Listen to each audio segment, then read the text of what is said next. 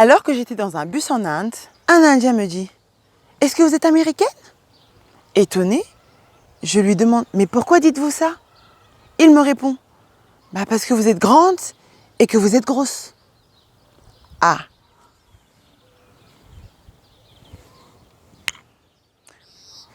Ok.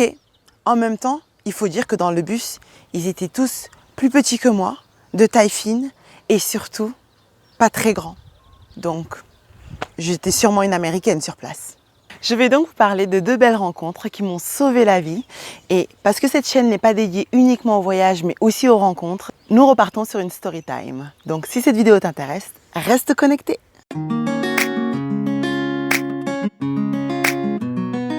Hello world et bienvenue sur ma chaîne Have a Pic. Moi c'est Sensei Emilia, Ouest pour les intimes, et ici on parle de voyage et de rencontres sans se ruiner, parce que je suis persuadée que cette formule magique va aider à ton épanouissement personnel. J'espère donc te donner envie de partir quelque part, un truc qui t'anime pour te faire ta propre expérience de ce que je raconte. Si tu veux profiter de mes folles expériences et de mes astuces, alors tu as 3 choses à faire. La première, abonne-toi à cette chaîne et active la cloche de notification.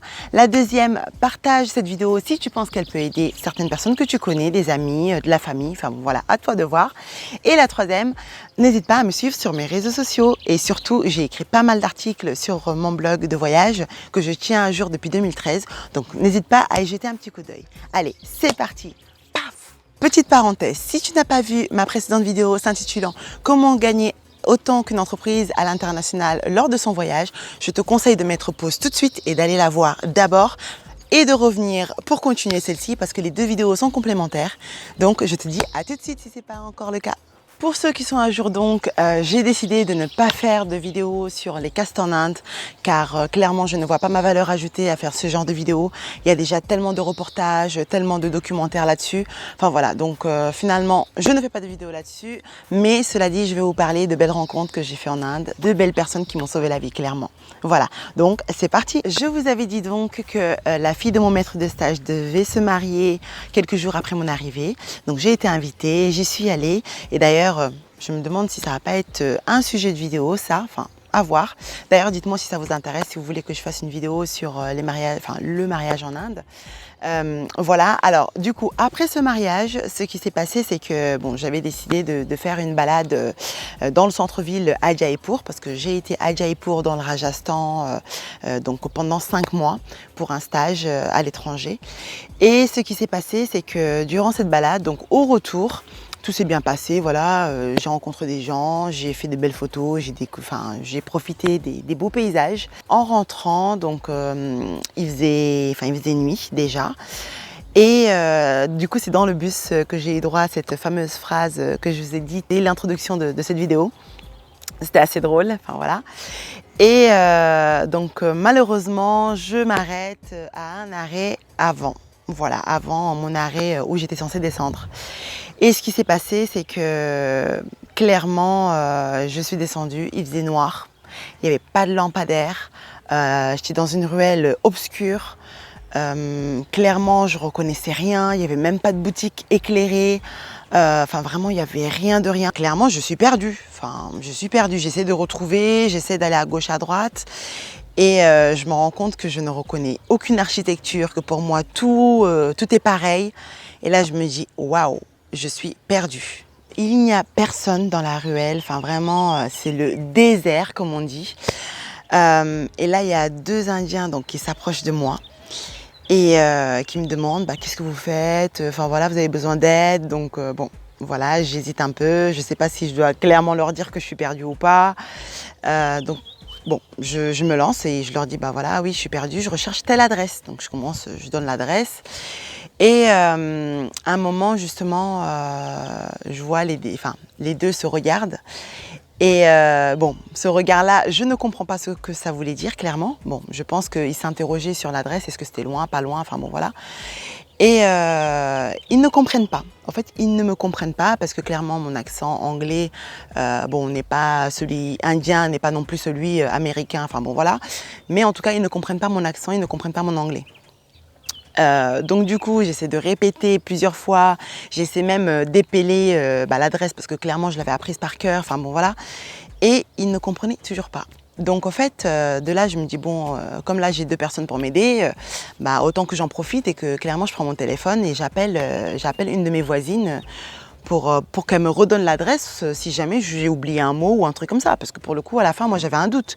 Je ne m'étais pas arrêtée à l'idée qu'il s'agissait uniquement de mon accent, mais à un moment, je me suis même dit, bah, il s'agit peut-être aussi d'un oubli d'un certain mot dont je ne sais pas lequel. Et c'est mieux que j'appelle la voisine pour que justement, elle me dise l'adresse au complet. J'appelle donc la voisine. Donc pendant que je l'ai au téléphone, elle me redonne l'adresse. Donc pendant qu'elle me donne l'adresse, je la répète donc face aux 2 Indiens. En essayant de mettre l'accent bien comme il faut, voire même imiter l'accent indien pour vraiment leur faire comprendre. Et au fait, à un moment donné, ils me disent non mais je comprends pas, je vois pas où c'est. Donne-moi la voisine. Et là, je me dis, ah oui, ça veut dire qu'il faut que je passe mon téléphone, quoi. Et en fait, là, je commence à avoir peur encore plus parce que je me dis, oh là là, si je donne mon téléphone, ça se fait, va partir avec. Et puis, non seulement je serai perdue, et en plus, j'aurai pas de téléphone pour appeler la voisine pour m'aider ou quoi. Enfin, comment je vais faire? Est-ce que je lui donne ou pas? Enfin, vraiment, il y a tellement de questions qui fusent dans ma tête. Et là, je réfléchis, mais vite fait, enfin, en même temps, j'ai pas trop le choix, à part leur faire confiance, clairement. Donc, je lui donne mon téléphone. Et là, il y a la voisine au bout du fil, donc ils discutent et tout. Enfin bon, voilà, ça parle du coup en hindi. Donc, je comprends absolument rien. Et à un moment donné, donc, il raccroche. Là, il me donne mon téléphone. Et en fait, au moment où il me donne mon téléphone, en fait, j'ai plus de batterie. Le téléphone s'éteint. Oh, le téléphone s'est éteint. Donc, ça veut dire clairement, là, c'était même plus une question de crédit, il part avec mon téléphone. Là, c'est, en fait, je n'ai pas d'autre choix que de leur faire confiance. Là, ils peuvent m'emmener où ils veulent. Clairement, j'ai pas le choix, mon téléphone est éteint. Oh, et là, je me suis dit, mais dans quel beau drap je me suis mise, franchement. Enfin bref, donc je prends mon téléphone, je mets dans mon sac et ils me disent, ah bah de toute façon, t'as de la chance parce que clairement, c'est pas trop loin. Et je lui dis, ok, c'est quoi le pas trop loin? Ça signifie quoi? En fait, combien de temps et tout? Et là, un d'eux me répond, ah bah il y en a pour 20 à 25 minutes par là. Je dis, bon bah ok. Et là, il me dit, allons-y. Et je commence à avancer, donc parce que j'ai pas trop le choix, mais en même temps, je me dis, oh là là, où est-ce qu'il va m'emmener? Est-ce qu'il va pas me faire un guet-apens quelque part dans un coin sur la route? Est-ce que je vais pas me faire, je sais pas moi, tout ce qu'on veut, agresser, violer, vraiment tout ce qu'on veut. Je me suis imaginé pas mal de choses dans ma tête. Et en plus, 20 minutes, c'est long, hein. C'est pas pour dire, mais 20 minutes, c'est extrêmement long. Dans des situations comme ça. Oh. En tout cas, par chance, pendant les 20 minutes, du coup, on discute un peu de tout, de n'importe quoi, de ma vie en France. Je leur pose des questions sur eux, leur vie, du coup, à Jaipur, comment ça se passe, est-ce qu'ils voyagent un peu dans l'Inde, voilà.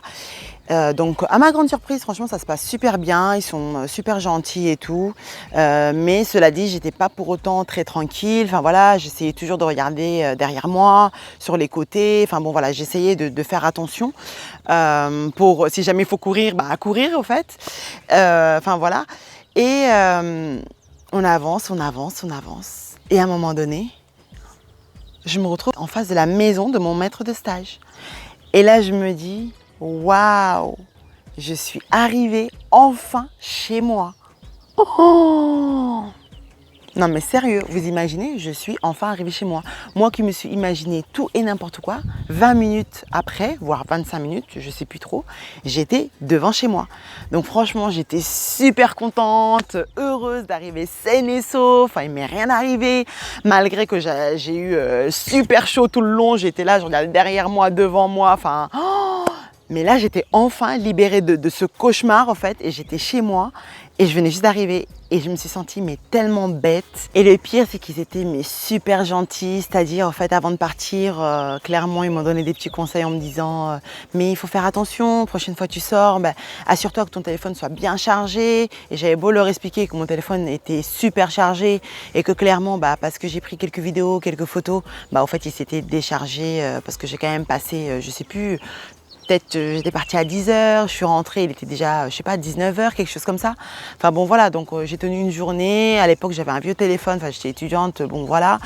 Et du coup, la batterie ne tenait pas non plus un temps de fou, quoi. Et là, je me suis sentie tellement honteuse parce que j'avais pensé tellement mal d'eux. Et au fait, là, pour me rattraper, j'avais envie de leur offrir quelque chose, sauf que j'avais rien à offrir. Et là, ça m'a frustrée parce que c'est à ce moment précis, justement, quand je vous parlais de ma précédente vidéo, quand je vous parlais du fait que voilà, des fois, la vie fait que vous rencontrez des belles âmes et que des fois, vous avez juste envie d'offrir un cadeau, quelque chose, ne serait-ce que pour remercier une personne qui vous a rendu service. Et voilà, là j'étais en plein dedans et j'avais envie de monter, de redescendre avec quelque chose que j'avais peut-être dans ma valise ou déjà acheté, mais clairement j'avais rien, j'avais même pas commencé à faire mes souvenirs pour le retour, donc j'avais même pas quelque chose de l'Inde que j'avais acheté en me disant ça je vais l'offrir peut-être à un ami ou à quelqu'un de la famille que je pouvais donner, on va dire, à ces gens-là en fait. Et ils sont repartis, ils m'ont même pas demandé de Facebook, ils m'ont même pas demandé d'argent, enfin clairement ils m'ont rien demandé du tout. Et ça m'a bien appris une grosse leçon de vie, hein. Clairement, des fois, le premier abord, c'est pas forcément le bon. Surtout dans des contextes aussi pires qu'elles peuvent être, en fait, on peut toujours se tromper sur les gens. Et là, franchement, j'avais eu droit à des gens extraordinaires. Vraiment, je ne m'attendais pas à ça. Clairement, je ne m'attendais pas du tout à ça. Avec tout ce qu'on entend des médias européens, en tout cas, sur l'Inde, sur les jeunes filles qui se font violer par 15 personnes dans un bus, des choses comme ça, là, ça aurait pu carrément m'arriver. Mais voilà, ça ne m'est pas arrivé. Consciente donc d'avoir eu beaucoup de chance, clairement je monte vite dans ma chambre, il fallait surtout pas que je croise quelqu'un de la famille de mon maître de stage, il fallait me laisser tranquille, donc je suis montée, je me suis enfermée, je suis restée dans mon coin parce que clairement j'étais éprouvée par tout ça, j'avais besoin d'être seule, vraiment ça a été l'ascenseur émotionnel, je suis montée, je suis redescendue, voilà, en tout cas je me suis sentie super bénie par Dieu, comme pas possible parce que clairement je suis bien contente que c'est pas quelque chose qui m'arrive tous les jours, en tout cas en voyage, parce que vraiment c'était assez difficile à vivre, vraiment. Voilà, en tout cas, voilà mon histoire.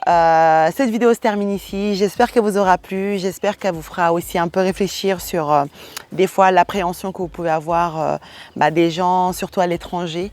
Des fois on peut se tromper et ça arrive et c'est normal parce que voilà. Mais en tout cas, voilà, faut aussi faire un peu confiance aux gens. Des fois, on leur fait confiance parce qu'on n'a pas le choix, mais même si on a le choix, ça peut être bien aussi de faire confiance aux locaux. Voilà le petit message que j'avais envie de faire passer en tout cas via cette vidéo. Donc voilà, j'espère que cette vidéo vous aura plu, j'espère qu'il ne vous arrive pas des choses comme ça au quotidien, en tout cas en voyage. En tout cas, si des événements comme ça vous sont arrivés, n'hésitez pas à nous en parler dans les commentaires, ça peut intéresser la communauté. Et je vous dis, écoutez, à bientôt pour une nouvelle vidéo. Et parce que la vie va vite, ne perds plus de temps et vis ta propre expérience de voyage. Allez, à bientôt. Tchuss!